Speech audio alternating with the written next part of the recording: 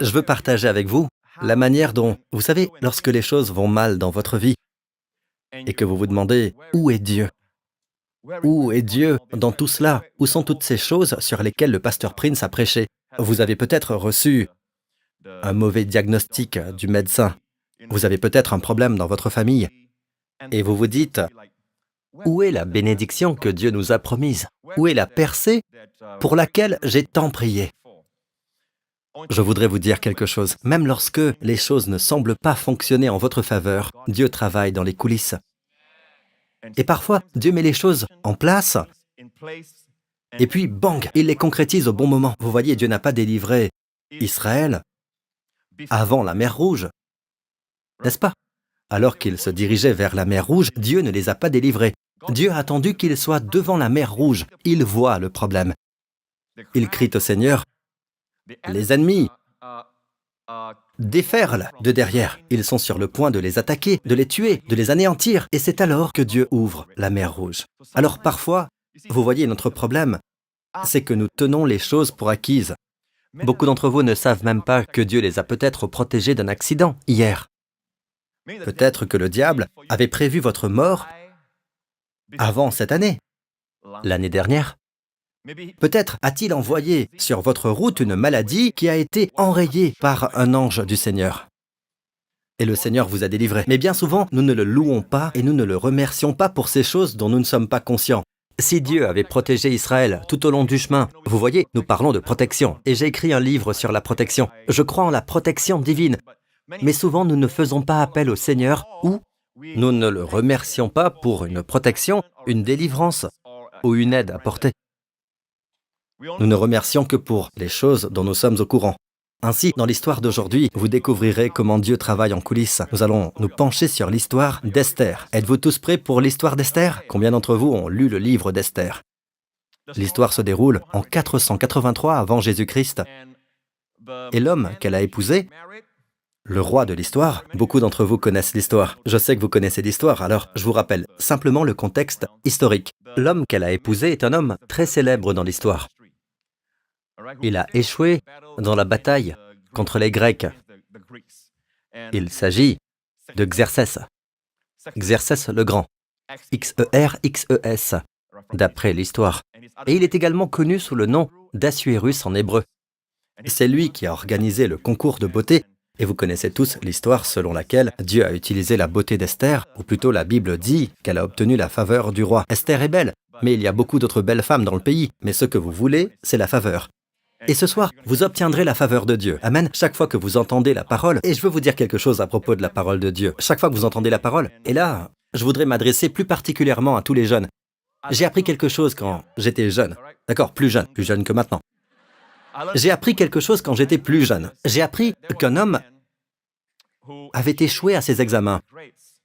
Et ce qui s'est passé, c'est qu'un leader l'a mis au défi d'apprendre par cœur l'intégralité du livre des Proverbes. Et il a relevé ce défi. Vous savez ce qui lui est arrivé? Après avoir eu des notes médiocres, il n'a décroché que des A. La Bible vous parle-t-elle de géométrie, de sciences, de géographie, d'histoire, de droit ou tout autre sujet que vous étudiez? Non. Vous voyez, elle peut couvrir toutes ces choses. Mais souvent, la Bible nous raconte des histoires. Elle parle du Seigneur, de ce que le Seigneur peut faire, etc. Et pourtant, elle a une incidence sur votre vie.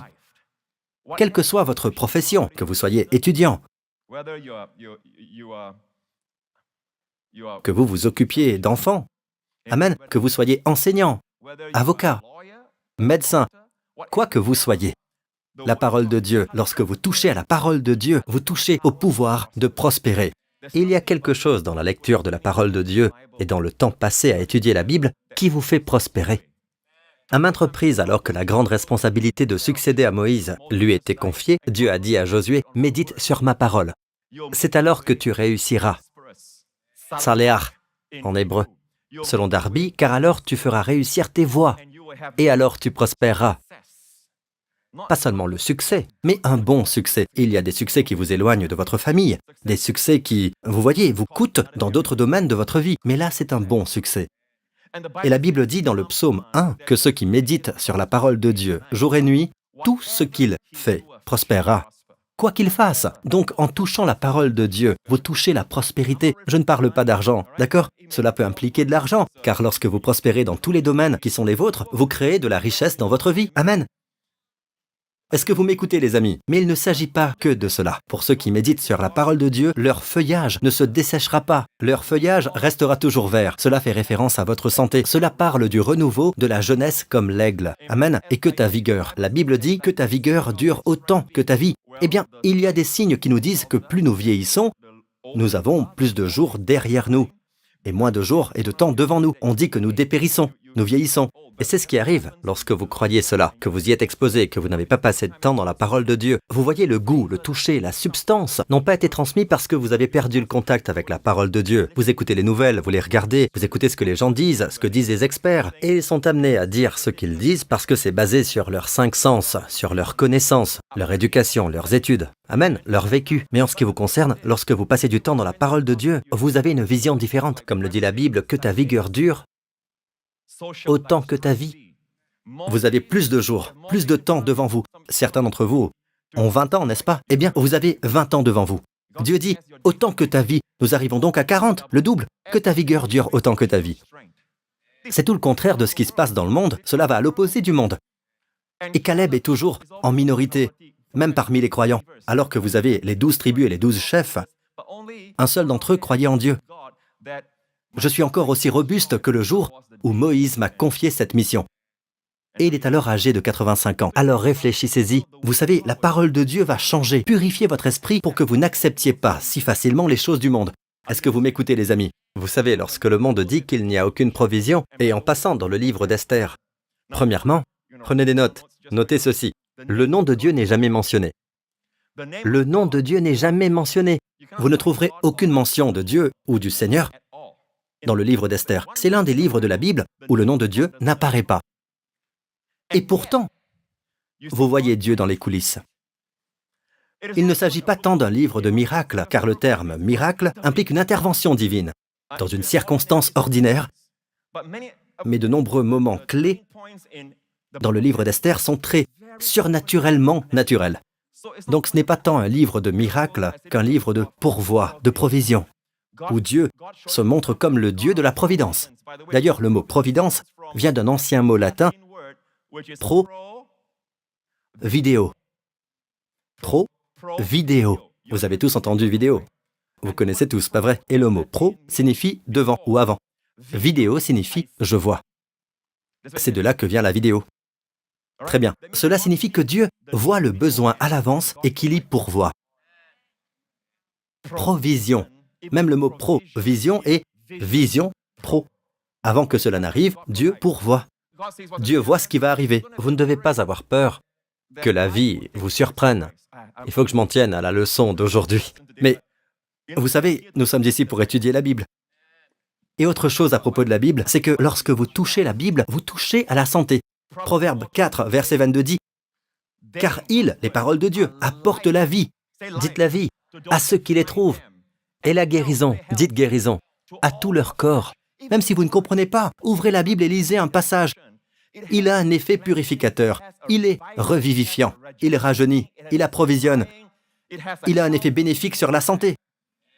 Amen. Et vous pouvez voir le visage des personnes qui étudient la Bible. Leur visage rayonne, leurs yeux brillent. Ils ont l'air plus jeunes et sont plus forts grâce à l'étude.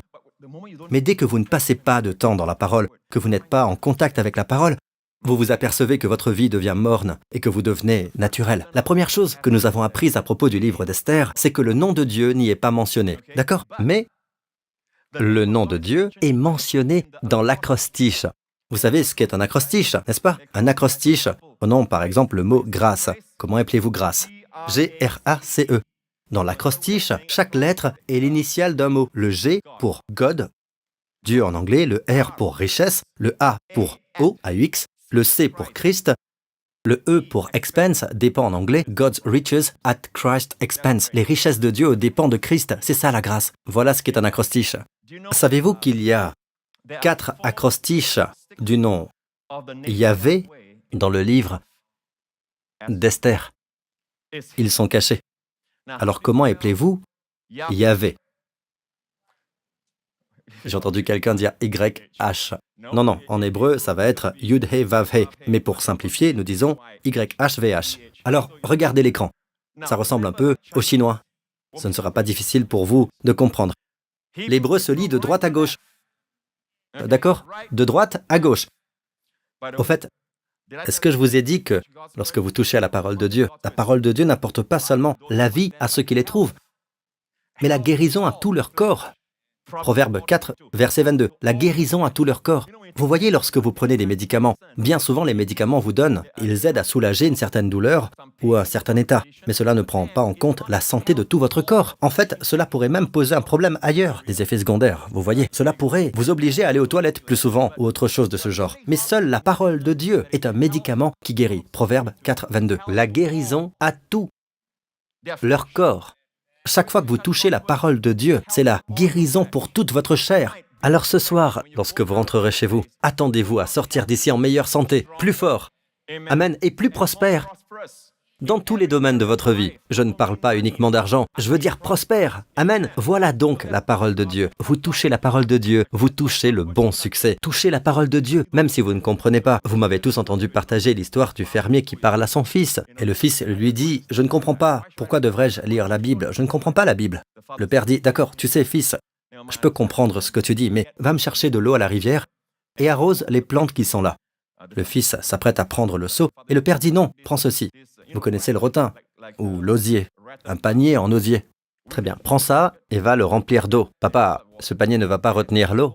Vas-y, fais simplement ce que je dis. Le fils a donc fait de son mieux, la rivière était toute proche, il a pris de l'eau, il est revenu en courant et le panier fuyait. Papa, je te l'avais dit. Le père lui dit, fais-le encore. Il y est donc allé encore une fois et il est revenu, recommence. Et il a recommencé. Papa, je ne comprends pas où tu veux en venir. Ce panier ne peut pas retenir l'eau. Et le père dit, regarde le panier. Le fils regarde le panier, regarde à quel point il est propre. Donc, même lorsque vous ne comprenez pas la parole de Dieu, elle fuit. Vous avez l'impression qu'elle fuit. Vous ne comprenez pas, vous ne retenez rien. Mais constatez à quel point vos pensées sont pures. Amen. Amen. Oui, et cela renouvellera votre jeunesse. Amen. Bien, maintenant dites Yud. En lisant de droite à gauche, je veux que vous mémorisiez ces lettres. C'est très facile, pas vrai? En hébreu. Yud est la petite lettre de l'alphabet hébreu. Yud, en lisant de droite à gauche, Yud, He, Vav, He. Vous savez, je n'ai même pas encore fini. Cette église est incroyable. Oh, que j'aime cette église. Amen. Très souvent, il faut tout expliquer aux gens depuis le début. Vous voyez, mais vous, les amis, vous m'avez déjà beaucoup aidé. Cela se prononce donc Yahvé ou Yahweh. Nous venons de le chanter, n'est-ce pas? Yud, He, Vav, He. Yahweh. Et dans le livre d'Esther, le nom Yahweh est caché 4 fois en acrostiche. D'accord? Une fois, il apparaît comme « Je suis ». El Yé. Je suis ce que je suis. Maintenant, laissez-moi vous expliquer l'acrostiche. Dans le psaume 96, verset 11, en français, il est dit ceci, « Que le ciel se réjouisse, que la terre soit dans l'allégresse. » Que le ciel se réjouisse, que la terre soit dans l'allégresse. Aimeriez-vous que votre terre, que l'endroit où vous êtes, soit heureux? Que votre espace, votre environnement familial soit heureux. Amen. Le ciel doit d'abord se réjouir. Ensuite, la terre se réjouira. La priorité, c'est toujours Dieu. Puis-je avoir un bon amen? Mais si vous regardez l'hébreu, en lisant de droite à gauche, le texte en hébreu dit « Réjouissez-vous, Yishmaku Hashamaim Vetagel Haaretz. » Yud. Ensuite, il y a He, Vav, He. Sans le Seigneur, votre terre ne peut pas être heureuse. Sans le Seigneur, le ciel ne peut pas se réjouir. Amen. Il vous le dit donc d'emblée. Voici un acrostiche. Ainsi, bien que le nom de Dieu ne figure pas dans le livre d'Esther, lorsque vous lisez en français ou dans d'autres langues, en hébreu par contre, il apparaît sous forme d'acrostiche. Et chaque fois qu'il apparaît, il s'agit d'un point crucial de l'histoire.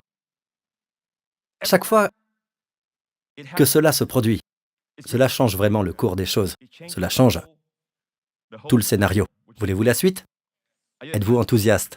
Avez-vous hâte d'en savoir plus? Alors, pourquoi vous dire cela? Parce que la même chose se produit dans votre vie. Dieu travaille dans les coulisses, mais vous n'aimez pas ce que vous voyez. Dans l'histoire d'Esther, il y avait en fait un fou, un homme diabolique. Je ne peux pas dire qu'il est fou. Vous savez, les gens les plus fous, certains d'entre eux sont très intelligents. Ils ont comme un génie diabolique, comme Hitler. Ils savaient rallier les gens à sa cause. Ils ne sont donc pas fous comme le sont des gens qui perdent la tête. Il y avait un homme appelé Haman. C'est un homme mauvais. Et il y a le héros de l'histoire, Mardochée, un type du Christ. Et bien sûr, l'héroïne, Esther. Esther, dont le nom en hébreu est Hadassah. Hadassah, c'est le myrte. Mais on a changé son nom en nom persan, parce qu'on était en Perse. Son nom est devenu Esther, ce qui signifie étoile. Et elle est la star de cette histoire. La véritable star, c'est Dieu, bien sûr. Alors pourquoi Dieu ne révèle-t-il pas son nom? Pourquoi dans ce livre? Pourquoi Dieu n'a-t-il pas révélé son nom? Pendant cette période, le peuple d'Israël n'était pas à l'endroit où Dieu voulait qu'il soit, n'est-ce pas? Ils étaient en captivité. Rappelez-vous l'histoire de leur adoration d'autres dieux, que le Dieu qui les a fait sortir d'Égypte, que le Dieu qui a ouvert la mer Rouge pour eux, que le Dieu qui leur a donné tout le pays où coule le lait et le miel. Ils ont commencé à pécher contre Dieu, et Dieu a envoyé prophète après prophète. Certains d'entre eux ont même tué le prophète. Et Dieu a finalement dit, « Ça suffit, je vais vous adresser un dernier appel. Si vous vous repentez, très bien, je restaurerai tout. » Mais ils ont refusé, et ils se sont retrouvés en captivité. C'est alors que commencèrent les temps des non-juifs. La tête d'or, le buste d'argent, etc., jusqu'aux pieds. Un jour, j'enseignerai en détail la vision de Daniel, ou plus exactement la vision de Nabuchodonosor que Daniel a interprétée. Et il s'agit des temps des non-juifs. Nous sommes toujours à l'époque des païens. Nous sommes dans la zone des pieds. C'est très intéressant. Israël était censé être la nation qui dirigeait toutes les autres nations. Elle le sera un jour, lorsque Jésus reviendra. Il régnera depuis Jérusalem afin que la prophétie s'accomplisse. Mais à cause de leurs péchés, tout a été interrompu. Et le temps des non-juifs débuta avec Nabuchodonosor, roi de Babylone. Vous pouvez le lire dans votre livre d'histoire. Le temps des non-juifs se poursuit jusqu'à la résurgence de l'Empire romain en Europe. Mais en fait, nous ne pouvons pas parler d'Europe, car l'Empire romain restauré couvre tout le Moyen-Orient. Même Israël est sous l'Empire romain restauré. Puis il y aura d'autres pays, tels que l'Iran, l'Irak et tous les autres. C'est donc de là que viendra l'Antéchrist. Je ne peux pas vous dire où il se trouve exactement, mais il vient de l'ancien Empire romain. Il va apparaître et apporter la paix, soi-disant la paix mondiale, et régler toutes les questions que le monde se pose. Il semble être très brillant et tout ça, mais son but est d'anéantir les Juifs aussi bien que les chrétiens. Mais nous ne serons pas là parce que nous serons enlevés, parce que nous assistons à l'étude de la Bible. Comme lorsque Jésus a parlé au peuple juif vers l'an 70 de notre ère dans Luc. Il leur a dit, lorsque vous verrez Jérusalem encerclée par des armées, lorsque vous verrez l'armée romaine entourer Jérusalem, d'accord? À cause de la rébellion du peuple, ils ont entamé un siège. Ils ont quand même permis aux gens de partir parce que moins il y a de gens, plus vite ils tomberont. Moins de soldats à combattre, n'est-ce pas? Ils ont permis aux gens de croire. Jésus dit, lorsque vous verrez Jérusalem encerclée par des armées, que ceux qui seront en Judée s'enfuient dans les montagnes. Devinez quoi? C'est arrivé en l'an 70 de notre ère. D'accord? Et les chrétiens qui se souvenaient de ce que Jésus avait dit, même avant l'an 70, ils ont compris ce qui se passait. Dès que le siège a été mis en place, ils ont fui le pays. Pas un seul croyant n'est mort. Vous le saviez? Il s'agit donc d'une prophétie. La connaître à l'avance, c'est être prévenu. Bien, entrons maintenant dans la parole, dans l'histoire d'Esther. Donc, les parents d'Esther sont morts, et c'est Mardochée qui s'est occupé d'elle. Mardochée était manifestement un homme très âgé, et il s'est occupé d'elle. Et le moment est venu, chapitre 1, tous les Indiens vont être ravis. Chapitre 1, verset 1 du livre d'Esther. C'était à l'époque d'Assuérus, de cet Assuérus qui régnait sur 127 provinces depuis l'Inde. Et là, tous les Indiens disent « Amen » jusqu'en Éthiopie. L'Inde est donc mentionnée dans la Bible. Savez-vous que la Chine est également mentionnée dans la Bible? Très bien, vous pouvez faire une recherche. Elle s'appelait Sinim, S-I-N-N-I-M. Im est simplement le pluriel. Le mot Sin, S-I-N, sera à l'origine du mot Chine plus tard. La Bible prophétise donc Le retour de son peuple depuis la Chine également. Quoi qu'il en soit, l'Inde est là. Très bien. Le roi Assuérus siégeait à ce moment-là à Suse, la capitale. La 3e année de son règne, il organisa un banquet pour tous ses princes et serviteurs. Les responsables militaires des Perses et des Mèdes, les nobles et les chefs des provinces furent réunis devant lui. Il étala la glorieuse richesse de son royaume et l'éclatante splendeur de sa grandeur. Cela dura longtemps, 180 jours. D'ailleurs, n'oubliez pas qu'à une certaine époque, après le roi Nabuchodonosor, vint le Médo-Perse, le saint d'argent de la vision que Daniel interpréta pour Nabuchodonosor, le temps des non-juifs. Ils ont régné depuis l'Afrique du Nord, l'Éthiopie, jusqu'en Inde. C'est un vaste territoire. Et beaucoup d'autres terres n'avaient pas encore été découvertes à cette époque. D'accord? Ils étaient donc la puissance dominante en ce temps-là. Ce roi, Assuérus, invitait donc tout le monde à venir chez lui à Shushan. Vous pouvez en fait regarder sur YouTube, ainsi que sur les chaînes documentaires. Aujourd'hui, cet endroit s'appelle Suse. C'est l'histoire de Suse, S-U-S-E, Shushan. D'accord? Et en fait, vous pouvez voir, littéralement, vous pouvez voir qu'ils ont déterré le palais. Bien sûr, vous ne pouvez plus voir la structure, mais vous voyez les vestiges au sol. Dans le chapitre 1, il est question de nacre et de pierre noire. Je l'ai vu de mes propres yeux. Dans les années 90, l'un de mes amis missionnaires s'est rendu sur place. Il a pris une photo de lui sur le marbre noir et blanc. Il me l'a montré et vous pouvez encore le voir. C'est comme dans le chapitre 1 qui nous parle du dallage, en marbre noir et blanc. Le palais, les vestiges du palais ont donc été déterrés. D'accord? Et le site est toujours là. Si vous faites des recherches, c'est bien d'étudier tout ça, mais pas maintenant, bien sûr. Mais c'est Suse, qui était Shushan, l'ancienne Shushan. Et c'est là que l'histoire s'est passée. La Bible nous dit qu'à cette époque, ils mangeaient et festoyaient. Il y avait 180 jours de célébration. Imaginez ça. Il y avait toutes sortes de victuailles. Et la Bible dit qu'ils buvaient. Ils buvaient du vin dans des coupes d'or, dans des récipients en or. À la fin de cette période, le roi organisa un banquet pour toute la population de Suse. Celui-ci dura 7 jours et eut pour cadre le jardin du palais. Le 7e jour, il invite sa reine. Il dit « Allez chercher ma reine » car il était très fier de sa beauté. Et il demanda à ce qu'elle soit coiffée de la couronne royale quand elle viendra. Ils sont donc allés chercher la reine, mais elle refusa de venir. Elle a dit non à son mari. Et c'est là que l'histoire devient passionnante, car bien avant que le mal ne survienne, Dieu mettait déjà en place les circonstances. La reine a donc dit non, et le roi a demandé quoi? Il était entouré de ses sages. Il leur dit, vous entendez ça? Un des sages dit alors, mon roi, si l'on ne règle cela, toutes les femmes du royaume de Perse ne respecteront plus leur mari lorsqu'elles apprendront ce qui s'est passé. Voyons donc ce qui est écrit. Allons au verset 19. Si le roi le juge bon, il devrait émettre un édit royal pour l'inscrire dans les lois des Perses et des Mèdes avec défense de l'enfreindre. Cet édit interdirait à Vashti de se présenter devant le roi Assuérus et préciserait que le roi donnera le titre de reine à une autre qui soit meilleure qu'elle. Vous savez de qui il s'agit, n'est-ce pas? Esther. Dieu était donc déjà à l'œuvre dans les coulisses. Verset 20. Le décret du roi sera connu dans tout son royaume. Malgré son immensité, et toutes les femmes honoreront leur mari, du plus grand au plus petit, les rois et les princes trouvèrent le conseil bon. Nous sommes à un tournant, d'accord? C'est un moment clé. Regardez ces mots. Toutes les femmes honoreront. Et regardez la version hébraïque. Hi, Vakel, Hanashim, Yitno, qui vient de Nathan. D'accord? Regardez ceci. Voyez-vous, Yud He Vav He inversé? Yud, He, Vav, He. Inversé.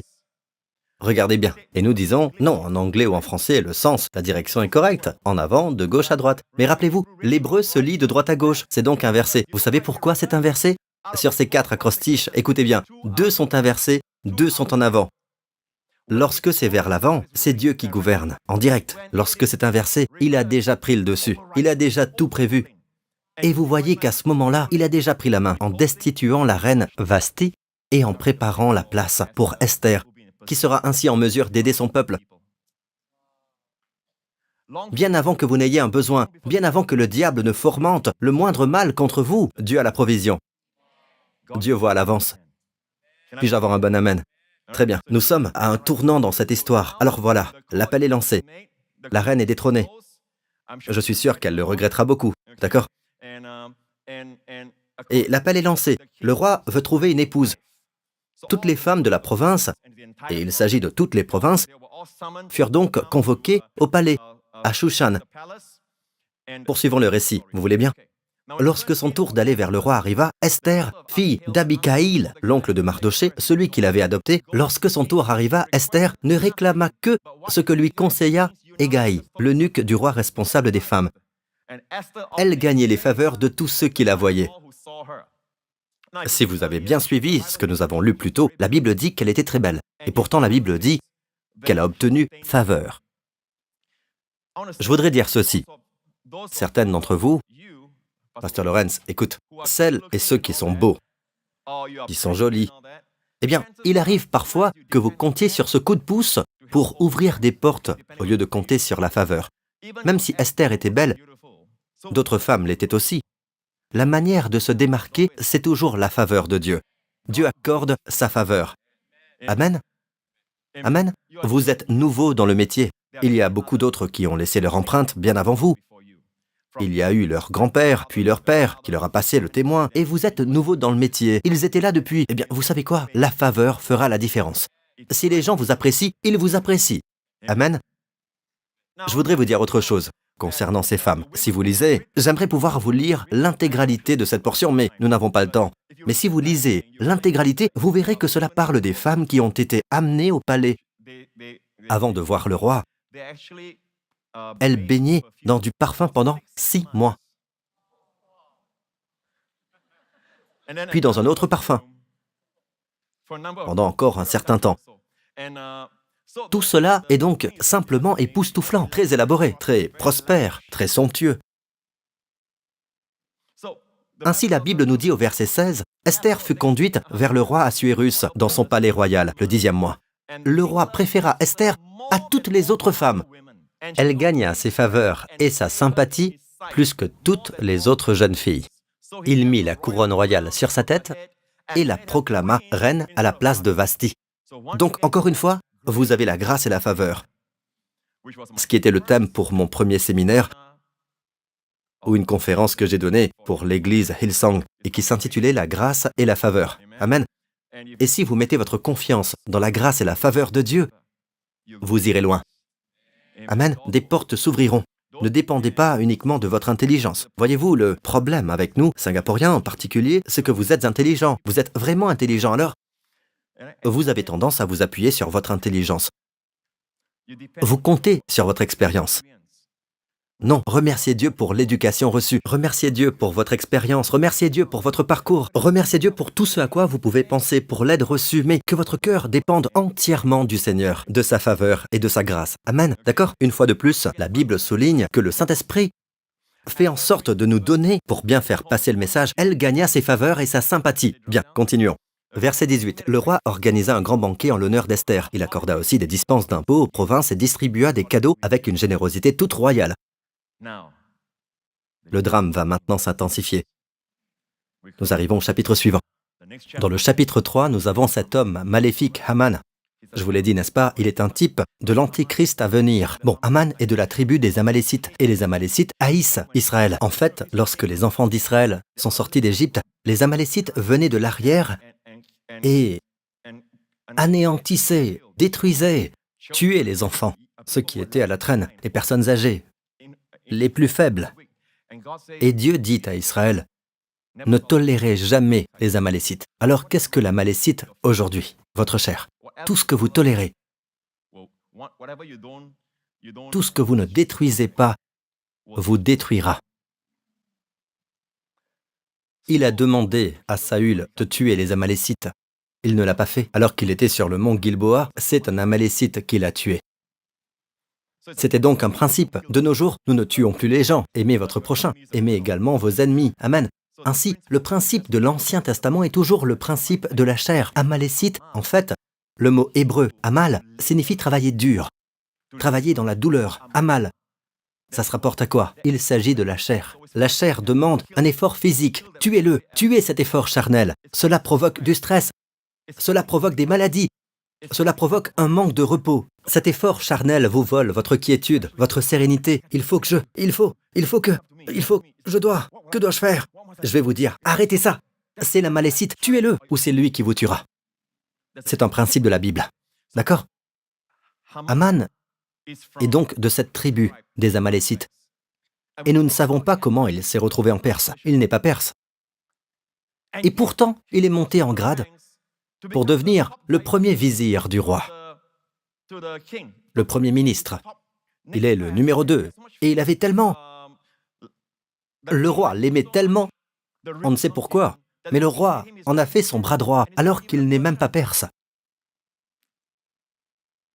Alors, quand il occupait cette position, il était tellement fier qu'un jour, il est passé devant la porte du roi et Mardochée était là. Mardochée était celui qui s'occupait d'Esther, vous vous souvenez? À présent, il est assis à la porte du roi. Il est un homme d'une certaine importance. Il est également un officiel dans le royaume. Sinon, il ne serait pas autorisé à être là, à la porte du roi. Vous me suivez? Aman voulait que Mardochée se prosterne devant lui. Et en perse, c'est un signe d'adoration. Vous ne vous prosternez devant aucun autre Dieu. Amen, devant aucun autre homme. D'accord, je ne fais pas référence à la révérence de la courtoisie coréenne. Vous voyez de quoi je parle? Boire le tarik à moitié, se retourner de l'autre côté. Toutes ces coutumes sont respectueuses. Il ne s'agit pas de cela. Il s'agit d'adoration. Il voulait que Mardochée l'adore. Lorsqu'il a découvert que Mardochée était juif, il était encore plus exaspéré. Il était furieux. N'oubliez pas, il avait de la haine envers les Juifs. Chapitre suivant. Aman s'aperçut qu'effectivement Mardochée ne pliait pas le genou et ne se prosternait pas devant lui. Il fut rempli de colère. Cependant, il ne jugea pas suffisant de porter la main contre Mardochée seul. En effet, on lui avait révélé à quel peuple celui-ci appartenait, le peuple juif. Voyez à quel point il est mauvais. Il chercha à exterminer tous les Juifs installés dans tout le royaume d'Assuérus. Il ne lui suffisait pas de détruire Mardochée, il voulait détruire tous les Juifs. Que se passe-t-il? Vous continuez à croire que Dieu travaille en coulisses, même si en apparence, en surface. Vous voyez que les choses vont contre vous. Et que des gens qui ne sont pas censés être promus le sont. Puis on vous dit de partir. Vous êtes congédié. Dieu a quelque chose de mieux pour vous. Vous devez y croire. Dieu vous positionne. Dieu vous prépare à ne pas avoir à affronter quelque chose que la société devra affronter. Dieu est dans les coulisses. Et vous avez la faveur de Dieu. Vous voyez, plus vous croyez que, lorsque cela arrive, Dieu récolte la gloire. C'est pourquoi Dieu veut la foi, parce que la foi montrera à Dieu, démontrera à Dieu de votre part que vous lui donnerez la louange et la gloire. Parce que vous croyez que Dieu vous accordera sa faveur. Et lorsque cela se produit, vous savez à qui rendre gloire. Mais si vous marchez, si vous vivez naturellement selon vos sens, si vous ne croyez pas, même quand Dieu fait quelque chose pour vous, vous ne lui rendez pas gloire. C'est pourquoi, sans la foi, il est impossible de plaire à Dieu. Poursuivons.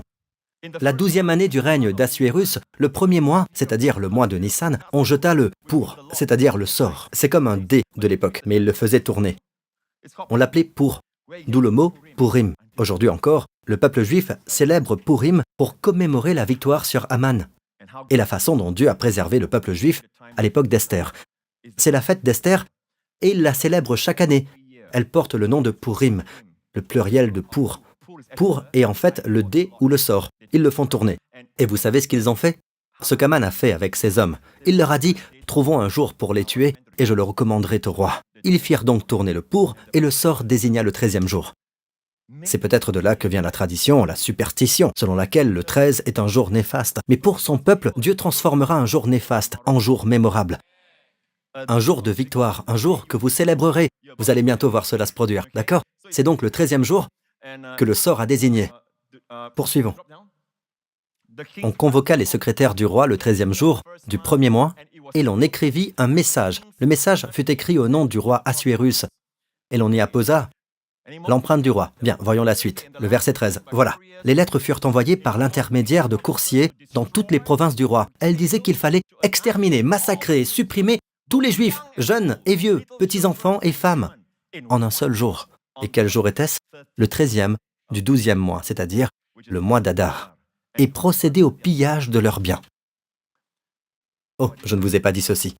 Aman alla trouver le roi et lui dit « Mon roi, je dois te le dire, vois-tu, il y a un groupe de personnes dans ton royaume, je ne sais pas trop comment te le dire, mais je suis très inquiet pour toi, mon roi. Tu sais que mon cœur t'appartient, n'est-ce pas, mon roi? Mais ces gens-là, ils pratiquent leurs propres lois, ils ne se soucient pas de tes lois. Et s'ils continuent, ils vont propager ce message et cela va détruire ton royaume. Tu sais, cela ne t'apportera rien de bon. Et le roi dit, vraiment? Mais quel genre de personne est-ce? Ce sont des Juifs. Alors je te le demande. Permets que mes hommes et moi les anéantissions pour toi. Et il suggéra que cela se fasse le jour même, d'accord? Et le roi y apposa son sceau. Une chose à savoir à propos des lois perses, vous pouvez même le lire dans l'histoire séculaire, laïque, c'est que dès qu'une loi est promulguée, on ne peut plus la changer. Le roi lui-même ne peut pas la changer. Le roi utilisait sa bague, sculptée de son sceau. C'est la signature qu'il a posée à l'époque sur les tablettes d'argile. Oui, la sentence de mort a été prononcée contre les femmes et les enfants dans tout le royaume. Pendant ce temps, sur les terres de Jérusalem, un décret avait déjà été prononcé. Je vais vous raconter toute cette partie, d'accord? Le décret avait été pris par Cyrus, qui était le prédécesseur. Pas le prédécesseur immédiat, mais le prédécesseur d'Assuérus. Le roi Cyrus avait en effet décrété que tout le peuple juif pouvait retourner à Jérusalem. Il a dit « Vous pouvez tous rentrer ». Il les avait autorisés et encouragés à partir. Mais vous savez pourquoi? Son nom avait été prophétisé par le prophète Ésaïe bien avant sa naissance. Cyrus était le roi de Perse, qui a permis aux Juifs de retourner en Judée, d'accord? Ainsi, parmi les Juifs qui retournèrent, se trouvaient Esdras et Néhémie. Lorsque l'histoire d'Esther se déroulait, Esdras et Néhémie se trouvaient à Jérusalem. Ainsi, au moment du décret en vue d'éliminer tous les habitants, les Juifs du royaume, la Judée à l'époque, Israël à cette époque, était sous le royaume de Perse, ce qui signifie qu'Esdras et Néhémie allaient également être éliminés, ainsi que tous les gens qui étaient revenus. On se demande alors comment Mardoché et Esther sont restés en arrière. La réponse ne nous est pas donnée. Peut-être que le Seigneur leur a dit de rester en arrière. Voici donc comment s'est déroulée l'histoire. Vous ne connaissiez pas les différents moments, n'est-ce pas? Ce qui signifie que tous les survivants qui sont revenus au pays ont également été tués. Mais bien avant que cela n'arrive, Dieu a préparé quelqu'un dans le palais. N'est-il pas surprenant que Dieu ait préparé Moïse dans le palais du Pharaon? De petites choses se produisent et Dieu peut. Vous voyez, un bébé qui pleure, qui aurait pu s'attendre à ce que la fille du Pharaon, qui se baignait un jour, aperçoive un panier et l'ouvre. Et les pleurs d'un bébé changeront complètement le destin d'une nation. Il a touché son cœur. À ce moment-là, si elle avait dit non et repoussé le bébé, c'en était fini.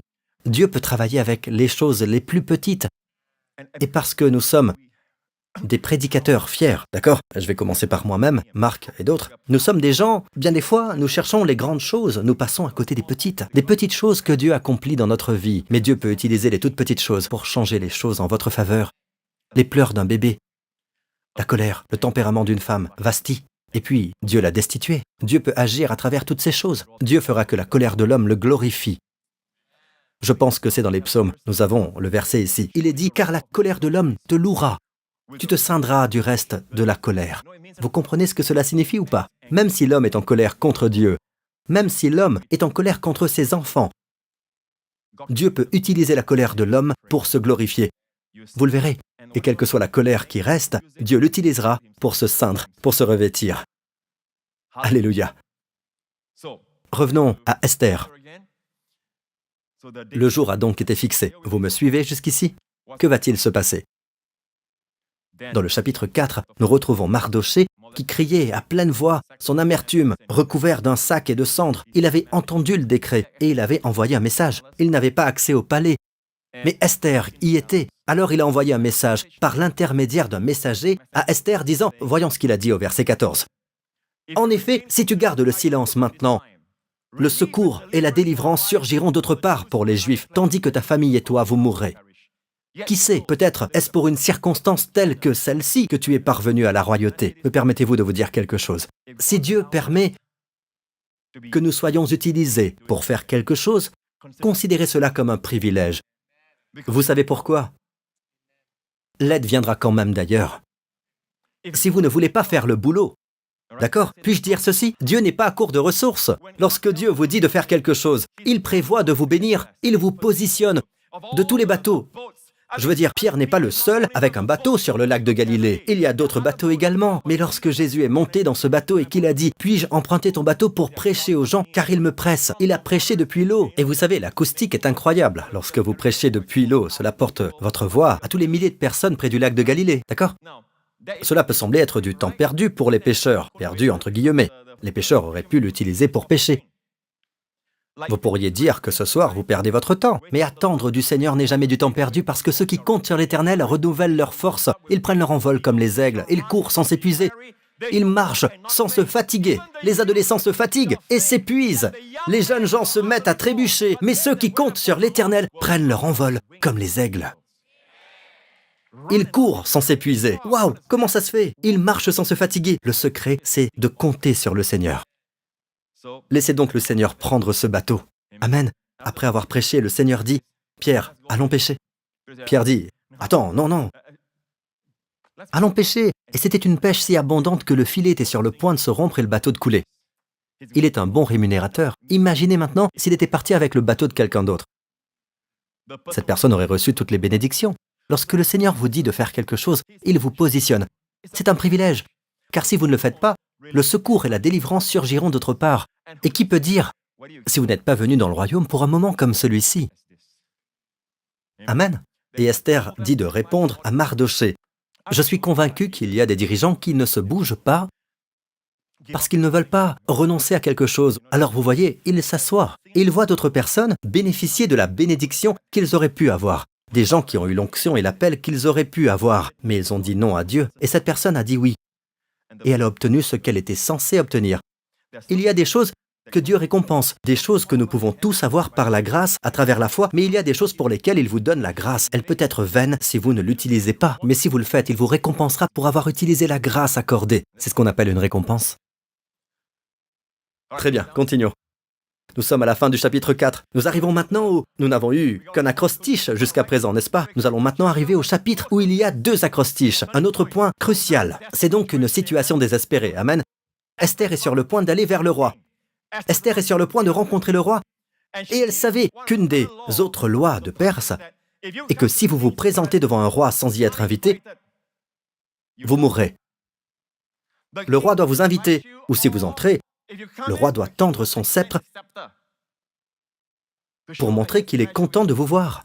Alors Esther dit, « Hé les gars, priez pour moi. Si je meurs, je meurs. » Le moment est donc venu pour Esther. Et il arriva, au 3e jour, qu'Esther se revêtit de son vêtement royal et se présenta dans la cour intérieure de la maison du roi. Bien, voyons la suite. Verset 2, il est dit, « Et aussitôt que le roi vit la reine Esther se tenant dans la cour, elle trouva quoi? Faveur à ses yeux. Et le roi tendit à Esther le sceptre d'or qui était dans sa main. Et Esther s'approcha et toucha le bout du sceptre. Et le roi lui dit, « Que veux-tu, reine Esther? Et quelle est ta requête?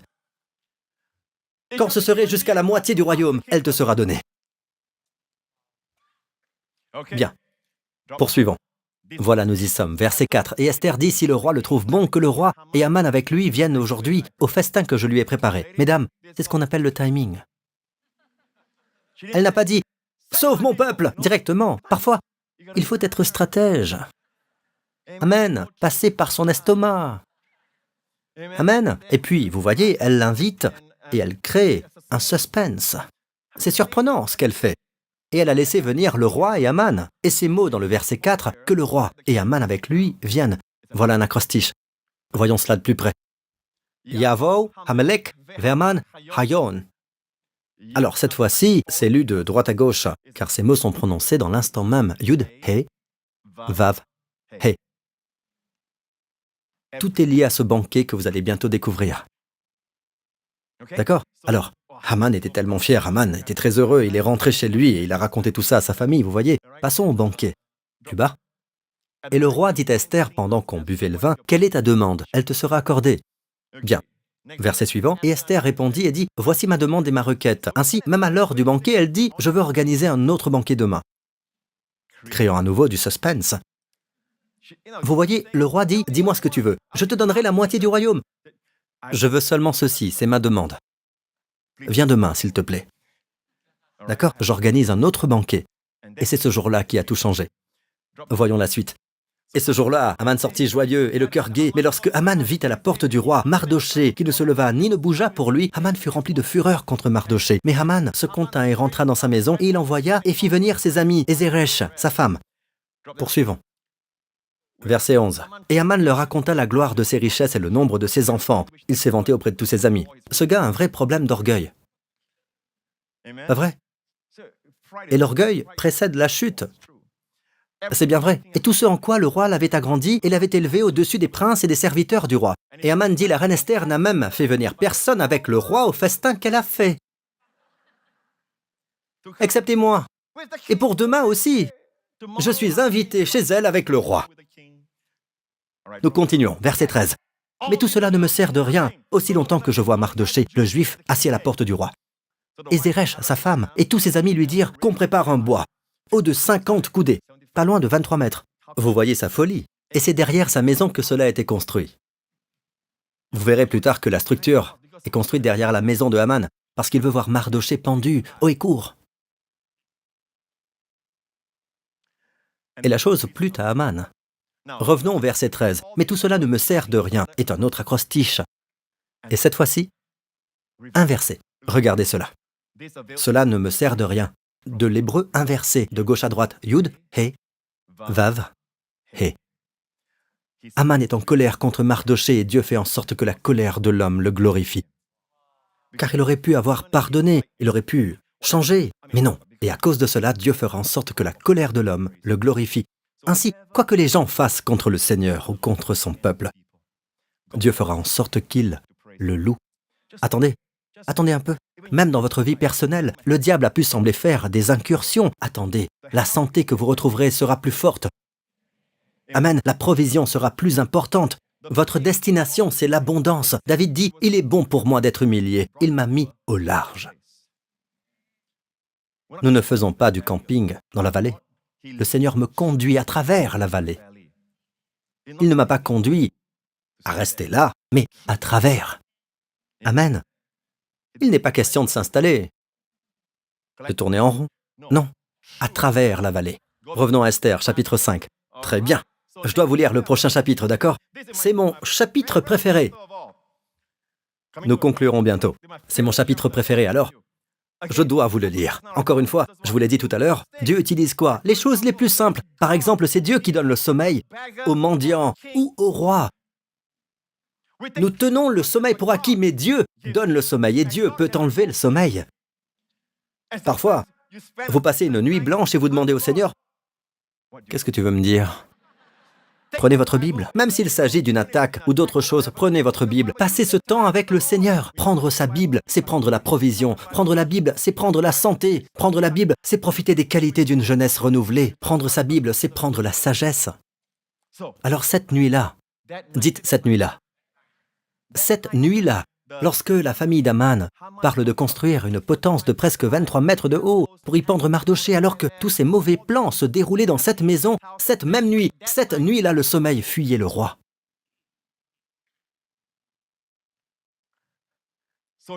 Et il ordonna d'apporter le livre d'Annales, des chroniques, et on les lut devant le roi. Cette partie, je ne la comprends pas. Parmi toutes les choses que vous pourriez faire, vous pourriez peut-être écouter de la musique ou autre chose, mais le roi a demandé le livre des chroniques. Vous imaginez à quel point c'est ennuyeux, le livre des... Allez du côté des statistiques et lisez-moi toutes les données. C'est comme si... Mais c'était l'œuvre de Dieu. Peut-être que Dieu voulait que le roi s'ennuie et qu'il s'endorme. Je ne sais pas, d'accord? Il a donc lu les chroniques et il s'est avéré, pour faire court, d'accord, à cause du temps, il s'est avéré que Mardochée avait fait une faveur au roi. Mardochée a entendu parler de ces deux gardiens des portes qui ont essayé de tuer, qui ont comploté pour tuer le roi. Et il l'a révélé à quelqu'un, qui l'a révélé aux autorités, et les deux gardiens ont été arrêtés. Le nom de Mardochée figurait dans les chroniques, mais il n'a jamais été récompensé pour cela. Le roi n'en a jamais rien su, jusqu'à cette nuit où il souffrit d'insomnie. Et le roi dit, « Quel honneur et quelle distinction a-t-on conféré à Mardochée à cause de cela ?» Le roi connaît maintenant son nom. En fait, votre femme a un lien de parenté avec lui. Avant cela, le roi ne connaissait pas Mardochée. Le roi dit, « Quel honneur et quelle distinction a-t-on conféré à Mardochée à cause de cela ?» Les serviteurs du roi qui le servaient lui dirent, « On n'a rien fait pour lui. » Et au même moment, devinez qui est venu ce matin-là, très tôt, pour recommander la construction d'une potence. Aman! Il est entré dans la cour. Aman venait d'entrer. Et le roi dit qui est dans la cour. Or, Aman était venu pour dire au roi de faire pendre Mardochée au bois qu'il avait dressé pour lui. Le roi dit alors, très bien, j'ai confiance en lui, il est mon bras droit, autant lui demander conseil.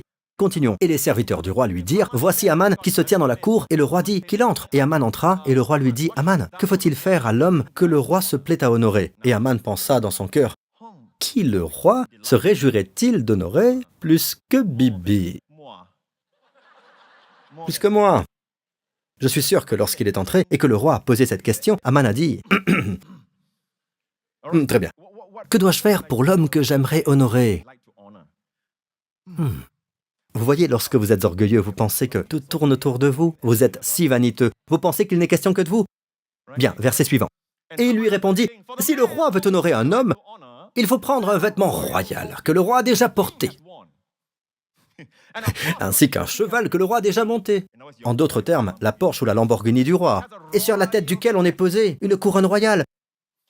Il faut confier le vêtement et le cheval à l'un des plus illustres princes du roi. Mettre cette tenue à l'homme que le roi veut honorer. Le conduire, monter sur le cheval, sur la place de la ville et crier devant lui, « Voici comment l'on agit pour l'homme que le roi veut honorer. » Le roi dit à Aman, « Dépêche-toi de prendre le vêtement et le cheval, comme tu l'as dit, et fais tout cela pour le juif Mardochée. » Même le mot « le juif » y figure. Qui est assis à la porte du roi, sans rien négliger de tout ce que tu as mentionné. Et lorsque Dieu renverse la situation, elle est renversée, mes amis. Votre jour arrive. Votre jour arrive. Vous pourriez être licencié, ne pas avoir de travail. Cette fille pourrait vous avoir largué, d'accord? Je ne voulais pas rire, désolé. Ou le gars vous a largué, ou quoi que ce soit d'autre. Vous voyez, larguer n'est pas le bon mot. D'accord. En fait, Dieu vous a promu. Parce que ce petit ami vous tirait vers le bas. Oui, les filles, dites oui. Accorde-lui de rencontrer quelqu'un de bien, Seigneur. Amen. Alors maintenant, le garçon qui vous tirait vers le bas est parti. Dieu pense qu'il est parti parce que, vous voyez, Dieu a mis dans son cœur que vous êtes libre pour aller plus haut, là où Dieu veut que vous soyez. Et le peuple de Dieu dit, renversez la situation. Regardez ce qui suit. Verset 11. Aman prit donc le vêtement et le cheval, mit cette tenue à Mardochée et le conduisit. Montez sur le cheval sur la place de la ville. Rappelez-vous, Aman a recommandé qu'un homme crie. Il est devenu cet homme. En criant devant lui, voici comment l'on agit pour l'homme que le roi veut honorer. Mardochée retourna ensuite à la porte du roi, tandis qu'Aman s'empressait de rentrer chez lui dans une attitude de deuil et la tête couverte. Lorsqu'il exposa point par point à sa femme Zeresh et à tous ses amis tout ce qui lui était arrivé, ses conseillers, sa femme Zeresh, lui dirent, si ce Mardochée devant lequel tu as entamé ta déchéance est un juif, tu ne pourras rien faire contre lui, tu ne pourras que perdre la partie contre lui. Waouh, c'est pas très encourageant, hein? Tu es celui qui a recommandé la potence. Lisons le verset 14. Il parlait encore avec lui. Quand les eunuques du roi arrivèrent, ils s'empressèrent de conduire Aman au banquet qu'Esther avait préparé, vous vous en souvenez. Voici le retournement de situation. Allons maintenant au banquet. Nous arrivons à la fin. Le roi et Aman se rendirent au banquet donné chez la reine Esther. Ce second jour, de nouveau, le roi dit à Esther, pendant qu'on buvait le vin, « Quel est l'objet de ta demande? Il te sera accordé. » Et elle parla au roi de son peuple, de tout ce qui s'est passé et de ce que son peuple a enduré. Et la reine Esther dit, « En effet, nous avons été vendus, mon peuple et moi. Si j'ai trouvé grâce à tes yeux. » Vous savez comment elle a présenté l'ensemble de façon magnifique. Mais faute de temps, je vais aller au verset 4. « En effet, nous avons été vendus, mon peuple et moi, pour être exterminés, massacrés, supprimés. Si encore nous avions été vendus pour devenir des esclaves et des servantes, j'aurais gardé le silence, mais l'adversaire ne saurait compenser le préjudice ainsi causé au roi. En fait, c'est la première fois que le roi Assuérus se rend compte qu'Esther était juive. La première partie de l'histoire, que je ne vous ai pas lue tout à l'heure, tout est là, d'accord? On ne peut pas tout lire. J'espère vous captiver et vous tenir en haleine. Beaucoup d'entre vous connaissent l'histoire. Mais en fait, Mardochée avait dit à Esther, « Ne révèle pas qui tu es avant le moment opportun. » Et là, le roi a compris. Oh non, il a prononcé un décret contre elle. Et elle dit, c'est l'ennemi qui a fait cela. Le roi Assuérus demanda à la reine Esther, « Qui est-il? Et où est-il, celui qui a projeté d'agir de cette manière? Il n'y a qu'un seul autre invité. » Et il entend tout ce qui se passe en direct. Et tout d'un coup, il réalise qu'Esther est une juive. Elle est juive. Esther répondit, l'homme qui est notre adversaire, notre ennemi, c'est Aman. Le misérable que voici. Aman trembla de terreur devant le roi et la reine. Et là, le roi fut pris d'une telle colère. Dans sa colère, le roi se leva et quitta le banquet pour aller dans le jardin du palais. Quant à Aman, il resta là pour demander la vie sauve à la reine Esther. Il a donc bondi de l'endroit où il était, et la reine était dans un endroit particulier. Et il s'est rapproché de l'endroit où se trouvait la reine. Et la Bible King James dit, car il voyait que le mal était déterminé contre lui par le roi. Là, nous avons un acrostiche. Le mal était déterminé. Regardez le texte en hébreu. Le mal était déterminé contre lui. Yud, He, Vav, He. Toute cette histoire est revenue à sa porte. Qui l'a fait? Qui a fait cela? Dieu. Aman n'aurait jamais songé à cela. Pas vrai? Il plaidait donc sa cause auprès d'Esther. Et l'histoire nous dit qu'il était affalé contre le siège occupé par Esther. Il a bondi de l'endroit où se trouvait sa table. Il s'affala contre le siège d'Esther. Et au même moment, le roi entre et le voit. En pénétrant dans la salle de banquet, le roi le trouva affalé contre le siège occupé par Esther. Et il dit, ira-t-il jusqu'à violer la reine en ma présence dans le palais? Dès que cette parole fut sortie de la bouche du roi, on recouvrit le visage d'Aman. Ce qui voulait dire à l'époque qu'il ne verra plus la lumière du jour. Finito. Verset suivant. Arbona, l'un des eunuques, dit alors devant le roi, « Il y a une potence préparée par Hanan à l'intention de Mardoché, celui qui avait parlé pour le bien du roi. Elle est dressée dans la maison d'Aman. » Le roi ordonna, « Pendez-y donc Aman. » La potence était chez lui, dans sa maison, sa femme pouvait tout voir, ses proches pouvaient tout voir, imaginez les vantardises et tout le reste, pendu là, dans l'arrière-cour. Ainsi on pendit Aman à la potence qu'il avait préparée pour Mardoché et la colère du roi s'apaisa. Nous pouvons l'illustrer avec tant de faits historiques. La chose même que le diable voulait, Dieu l'a détournée et lui a coupé la tête avec, comme l'épée de Goliath. Au cas où vous seriez ici aujourd'hui et que vous prépareriez des choses contre un croyant,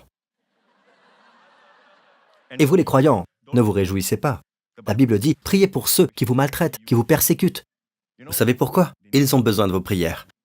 Parce que la chose même que vous vouliez peut parfois se retourner contre vous. Nous devons prier pour vous. Vous n'en êtes pas conscient. Beaucoup d'entre vous êtes la personne que Dieu favorise. Car celui qui vous touche, touche la prunelle de son œil. Ainsi dit l'Éternel. Nous arrivons maintenant à la partie finale, le chapitre 8. Oh, il nous reste quelque chose à voir ici. Oh, désolé, nous avons un autre acrostiche dans le chapitre 7. Vous vous souvenez quand le roi demande « Qui est-il et où est-il » n'est-ce pas? Eh bien, il ne s'agit pas de Yud-He Vav-He. Vous rappelez-vous le moment où Dieu est apparu à Moïse dans le buisson ardent? Et Moïse lui a demandé, « Dieu, que dois-je dire? J'irai donc trouver les Israélites, mais s'ils me demandent quel est son nom, que leur répondrai-je? Qui est celui qui t'a envoyé ?» Dieu dit à Moïse, « Je suis celui qui suis. » En hébreu, Ehyeh, Asher, Ehyeh. Je suis celui qui suis. Ehyeh signifie « je suis ». Le nombre de fois où Jésus dit « Je suis le bon berger, je suis la porte, je suis le chemin, je suis la vie ». Ils sont venus arrêter Jésus dans le jardin, n'est-ce pas? Il s'est avancé, ils ont dit « Nous cherchons Jésus ». Jésus a dit « Je suis ». Ils sont tous tombés. Je suis. Ehyeh. Dites Ehyeh, je suis. Le mot s'écrit comme ceci. D'accord? E, Aleph, He, Yud, He. Mémorisez-le si vous le pouvez. Aleph, He, Yud, He signifie « je suis ». Très bien. Qui est-il? Où est-il? C'est en fait un acrostiche pour Ehyeh. Qui est-il et où est-il? Le mot qui en français ou en anglais se prononce who en hébreu. De nombreux mots anglais remontent également à l'hébreu comme le mot who, qui en français. Who, ze, ve'eze. Qui est-il et où est-il? Aleph, He, Ehyeh, Yud, He. Désolé, Ehyeh, c'est ça. Ehyeh. Je suis. La signature finale. 5 acrostiches, le nombre de la grâce dans le livre d'Esther. Le chapitre 8 nous dit qu'il y a eu une grande célébration et le roi fit ceci. Le roi retira son anneau, celui qu'il avait repris à Aman, et le donna à Mardoché. Esther, de son côté, le désigna responsable de la propriété d'Aman. Verset 3. Puis Esther poursuivit son plaidoyer devant le roi. Elle se jeta à ses pieds en pleurant et en le suppliant de faire échec à la méchanceté d'Aman, l'Agagite, et à ses projets contre les Juifs. Nous avons toujours un problème, n'est-ce pas? Une fois que le roi a signé quelque chose sur la tablette d'argile, qu'il l'a poinçonné, on ne peut plus revenir en arrière. Le jour approche, n'est-ce pas? Le 13e jour, le roi dit à Mardoché, « Mardoché, voici une tablette d'argile vierge. Tout ce que tu écriras, j'y apposerai mon sceau. Et Mardochée dit, tous les Juifs du pays ont le droit de se défendre. Et chacun a le droit de tuer ceux qui essaient de le tuer. Et la Bible nous dit au verset 8, « Écrivez donc ce que vous voudrez concernant les Juifs. Faites-le au nom du roi et apposez l'empreinte royale sur vos lettres. » Le roi s'adresse à Mardochée. En effet, un document écrit au nom du roi et porteur de l'empreinte royale ne peut être révoqué. Nous continuons ? Oui, verset 15. Mardochée sortit de chez le roi, porteur d'un vêtement royal bleu et blanc, qui est le drapeau d'Israël actuel, n'est-ce pas ? Bleu et blanc. D'une grande couronne en or et d'un manteau en fin lin et en pourpre. Au milieu des cris de joie et d'allégresse de la ville de Suse, les Juifs étaient rayonnants de joie, remplis d'allégresse et comblés de marques d'honneur. Dans chaque province et dans chaque ville, partout où arrivait le message du roi qui avait valeur de loi, les Juifs s'adonnaient à la joie et à l'allégresse avec banquets et fêtes. De plus, beaucoup de membres des autres peuples du pays se faisaient juifs, tant ils avaient peur d'eux. Ceux qui n'étaient pas juifs sont également devenus juifs. Quel est ton nom ? Abraham. Quel est ton nom ? Zuckerberg. Quel est ton nom ? Marc Meyer. Quel est ton nom ? Lawrence Labrinsky. Quel est ton nom ? Graham Goldberg. Et toi ? Gabriel Iceberg. Les Juifs jouissaient d'une telle faveur et les gens étaient effrayés. Et Mardochée est devenu le bras droit du roi. Qui oserait tuer ? Vous voyez, certains ennemis ont été tués pendant cette période. Et la fête du 13e jour est devenue la fête de Purim. D'accord ? Le 14e jour également. 2 jours de célébration pour le peuple juif appelé Purim à cause de ce sort. Et Dieu a retourné toute la situation. Dans un livre où le nom de Dieu n'est pas mentionné, nous avons Dieu qui domine la situation. La question que je vous posais à l'instant est la suivante. Pourquoi Dieu n'a-t-il pas mis son nom en évidence ? C'était une période de Lo-Ami.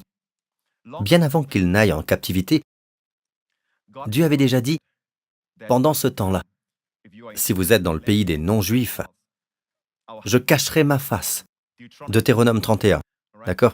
Revenons sur ces mots. Je leur cacherai ma face.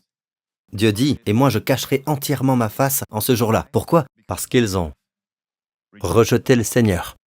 Maintenant, regardez-moi.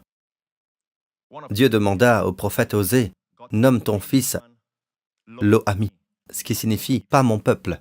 Appelle-le Lo-Ami, car vous n'êtes pas mon peuple. Cette période où Israël était en captivité est appelée la période Lo-Ami, la période « pas mon peuple ». Pourtant, même dans ce cas, le cœur de Dieu est compatissant. Il ne peut pas les reconnaître ouvertement dans leur rébellion, n'est-ce pas ? Mais il peut effectivement travailler dans les coulisses, en leur faveur, pour les protéger, pour les préserver, pour les bénir. Amen. Aujourd'hui, nous ne sommes plus Lo-Ami. En fait, à l'époque, Lo-Ami, il y avait une prophétie. Alors même que Dieu dit, voyons cela à Osée, chapitre 1, versets 8 et 9. Le verset 9 dit, « L'Éternel dit, appelle-le Lo-Ami, car vous n'êtes pas mon peuple à moi, je ne suis pas votre Dieu. » Avons-nous le verset 10 à l'écran ? Non. Je vais donc lire le verset 10 de la Bible. D'accord ? Je vais en fait vous lire un passage de Romains 9. Croyez-le ou non, le verset 10 de Osée 1 est cité par Paul dans Romains chapitre 9. Quelle bonne façon de terminer notre service de ce soir. Amen. Êtes-vous tous prêts à écouter ? Bien. C'est ce que Dieu dit dans Romains 9, verset 25. Mais voyons d'abord le verset 24. Ainsi, il nous a appelés, non seulement d'entre les Juifs, mais encore d'entre les non-Juifs, les Chinois, les Indiens, tous les non-Juifs. D'accord ? Les Indo-Chinois sont aussi des non-Juifs.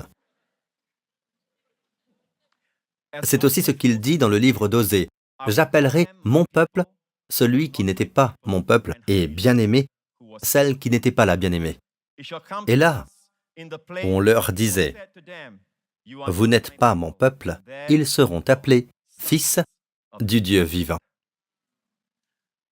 Jésus est venu et a accompli. Nous ne vivons plus à cette époque. Même lorsque nous échouons et que nous gâchons tout, Dieu ne nous abandonne pas. Il ne cache pas sa face. Ils étaient sous la loi dans l'Ancien Testament. Nous avons Jésus comme grand prêtre. Et Dieu dit, là où je disais, ce n'est pas mon peuple, vous êtes maintenant les fils et les filles du Dieu vivant.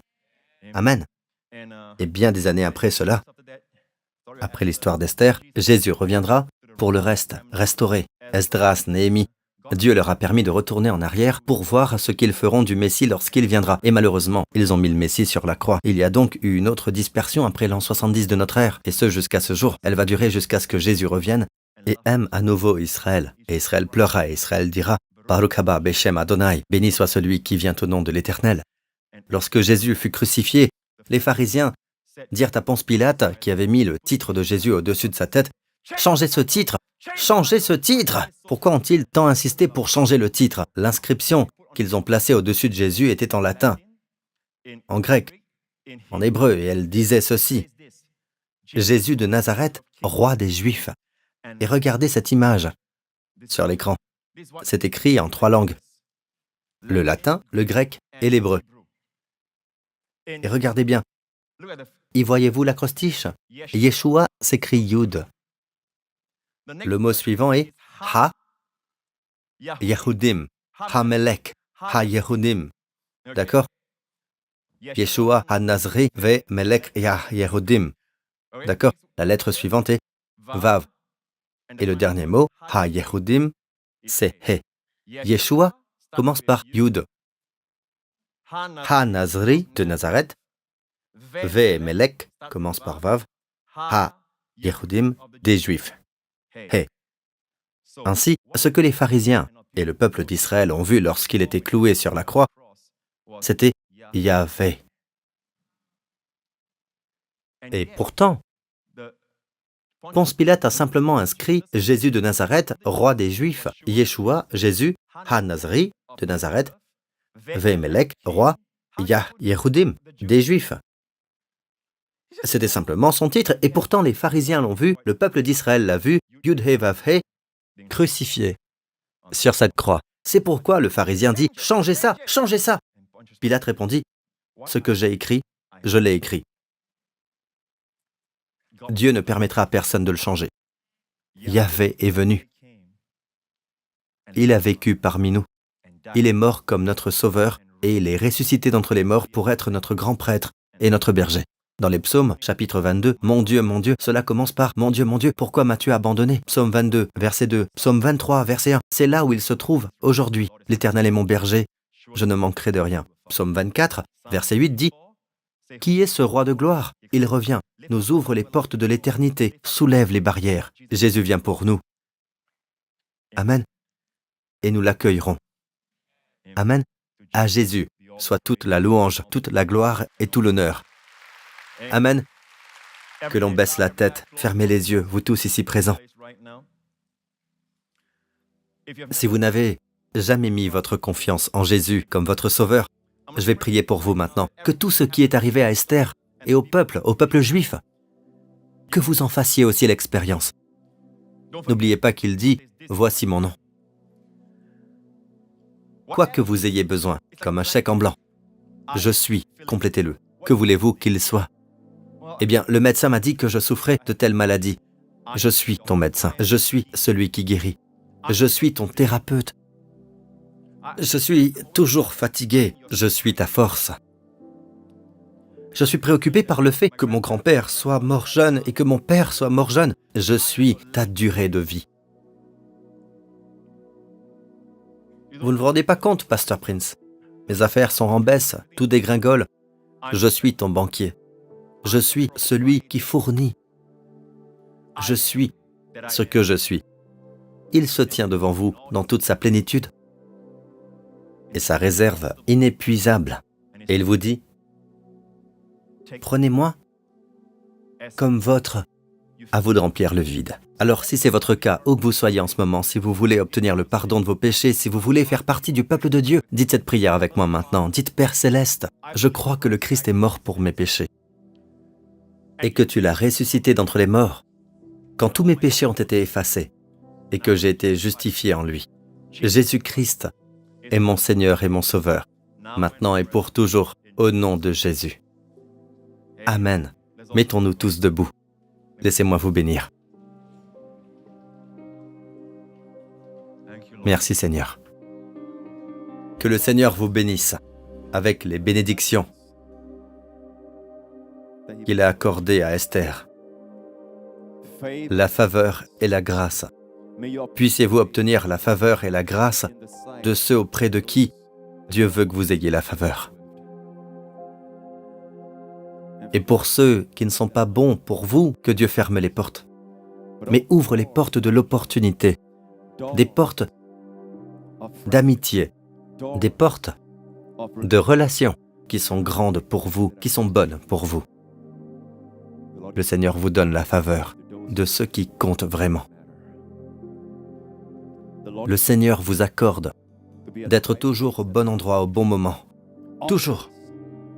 Et le Seigneur vous accorde qu'aucune arme ne se forme contre vous, même celle que vous ne connaissez pas, que toute langue parlée ou qui parle en ce moment même contre vous, ou toute tentative ou plan de l'ennemi, du méchant Aman contre vous.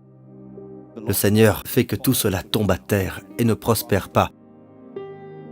Et le Seigneur fait prospérer tout ce que vous faites, tout ce que vous touchez, et que votre feuillage soit toujours vert. Que le Seigneur vous accorde et vous bénisse par la sagesse, l'intelligence, la connaissance, de sorte que lorsque vous ouvriez les Écritures, elles vous sauteront aux yeux, qu'elles vous parleront, pour que vous puissiez toucher la vie. Vous pouvez toucher la sagesse, toucher la provision, vous pouvez toucher la santé, la plénitude et la guérison de votre corps. Que le Seigneur vous accorde l'esprit de sagesse et de révélation qui vous le fasse connaître.